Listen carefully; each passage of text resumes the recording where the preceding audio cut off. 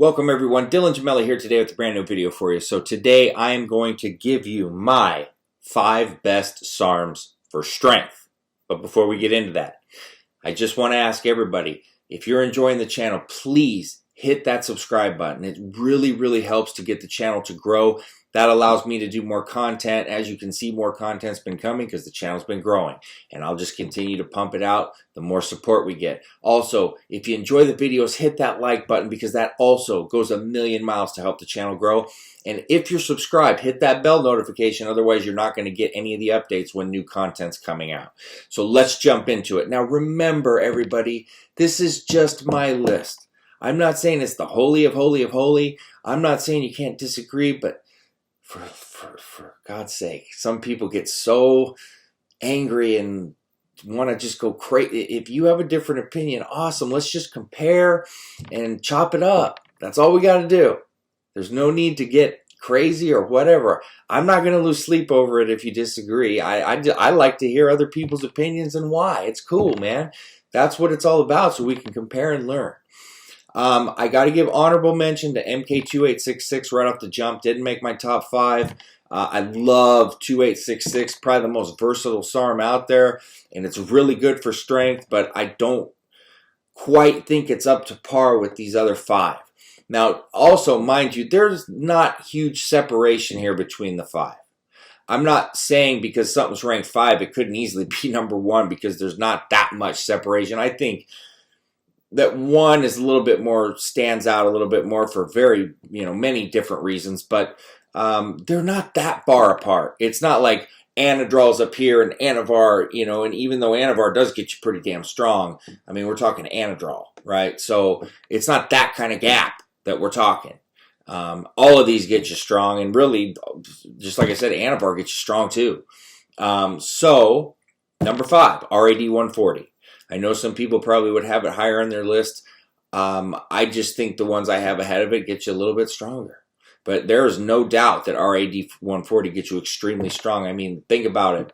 What was RAD 140 originally designed to do? It was designed to actually replace testosterone and be your testosterone replacement therapy. Obviously, nobody should be recommending that to anybody right now. But that was the intent. So there's a lot of properties there. And RAD 140 will get you extremely strong. It will. I'm not saying it's going to turn you into Mr. Olympia, but it definitely adds some strength. Number 4, LGD 4033 was the king for a very long time till some of the other SARMs that I'm going to mention came out. Most people would have had LGD 4033 number 1 until newer mainstream things started to come out, as I'm going to get to in this list. There's no doubting its strength. I definitely think there's a gap between it and RAD 140. Not huge, but I'm telling you the gap is there. Now, between 3 and 4, the gap is razor thin. And the thing about LGD is it's also one of the more widely used SARMs for bulking because it can add a little bit more size. I've seen people do extremely well 7 to 10 pounds on LGD. Not everybody, but I've seen it done, and you've got to accommodate your eating and your training. And, some people are just hyper reactive to things like that. But it's got the ability to put some size on and definitely adds a strength. Number 3, S4. I know some people are probably going to tilt their head at that. Trust me when I tell you, if you have good quality S4 and you are able, I guess I should put a disclaimer on S4 because not everybody can get to the higher dosing. If you're able to get to about 75 milligrams a day of S4 and not have the vision side effects and you're able to tolerate it, and you can get up to that 100 mark like I've been able to do several times, that's when you see that strength. So I guess there should be a disclaimer there because if you're not able to do that, I would probably put LGD ahead of it. But if you are able to, you're going to notice that you're going to be just amazing strength on S4. And I know it's also maybe an anomaly because S4 isn't a bulking, SARM, but think about halotestin.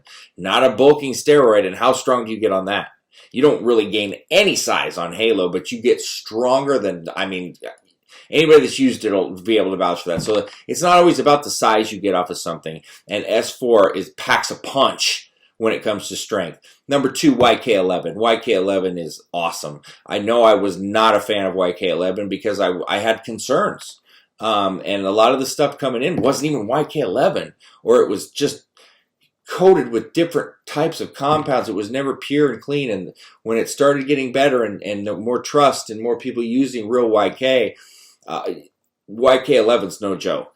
And YK11 could fight for number one here. It's not quite there, though. It's not. But the strength that you get on YK11, you're going to notice decisively over the other three that I just listed. And that's when I was talking about more mainstream things coming into play. There's a gap there. And anybody that's used good quality YK11 knows YK11's a beast. YK11 could be considered a very, very mild steroid. It's got that kind of punch to it. Mild, mind you, but number one should be categorized as a steroid, and that is S23. S23, I don't know how it's really not categorized as a steroid because it can compete with several of them. Strength through the roof. I don't think anybody's going to argue that being number one on this list at all. But S23, like I said, to me, it's a steroid. You have to run a full PCT with it, so, I mean, it's a steroid. It defeats the purpose. And so many qualities to it and attributes. It is a beast. It's like a souped up S4 to like, well, it's like an anabolic, steroid version of S4. Nobody's going to deny that one. That one's an easy number one. So that is my list, okay?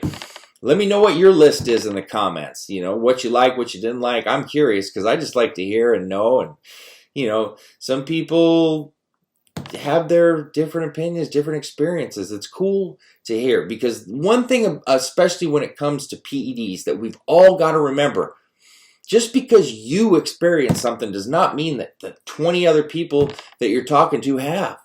Some people are in that rare, like 5 to 10% that just have a completely different result.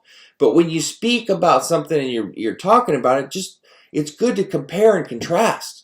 Just because you experience that does not mean it's the same for everybody else. So, I'm always careful about my experience. I will tell you what it is, but I will tell you what I've seen from the majorities. Not, because Dylan experiences, that's what you're going to experience. No. I see people that post those things on forums and say those things, and that's just bad. It's bad business, bad information, however you want to put it. You should always say, this was my experience. I don't know if mine was way different than everybody else's or what, but this is what I experienced at this dose from this company or whatever. Because there's so many factors. There's so many things that people don't bring up when they're talking about experiences.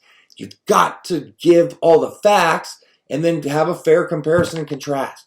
That's it. And it doesn't have to be an argument or name calling or whatever. It doesn't have to be that way. So, stay tuned. Plenty more to come. Dylan Gemelli, signing off.